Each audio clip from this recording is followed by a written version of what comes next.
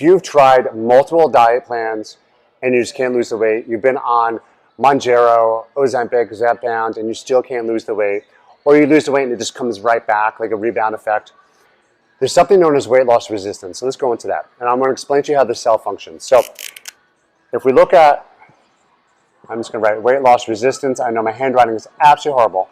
Resistance. And rudimentary, here's a cell. And inside the cell, we have what's known as the mitochondria. I'm going to make it a big M. And the cell has a membrane. It's called the cellular membrane. And there are these receptor sites on every single cell. And there could be hundreds of thousands, millions, sometimes trillions of these receptor sites. Now, what happens is this.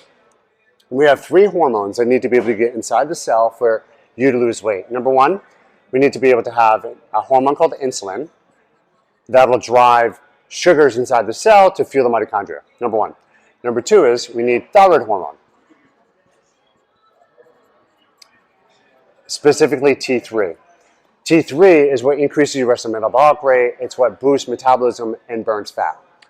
Number four is we need to regulate cortisol, which comes from the adrenal gland. So a stress hormone is going to affect the cell membrane. So when we look at this, and then we also have to look at the endocrine hormones like progesterone, estrogen, and testosterone. So these hormones are supposed to get inside the cell for the cell to function. Now when we're under a stress response, a couple things happen. Cortisol is going to block the receptor site on the cell, number one. So if we have stress,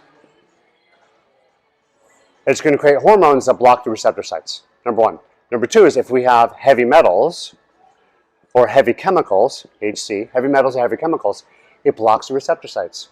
So then insulin can't get inside the cell. So that glucose that glucose is not able to get inside the cell because insulin does not have a docking center to bring glucose in.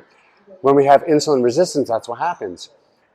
The insulin brings the glucose to the cell, but the glucose can't get inside to fuel the mitochondria. The mitochondria needs glucose to produce aerobic metabolism.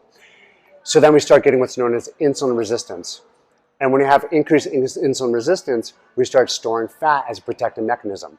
And we'll typically store it in our belly and in our organs, our visceral organs specifically. And unfortunately, when that happens, when we have insulin resistance for a long period of time, the more fat we have, the more cytokine inflammation we have.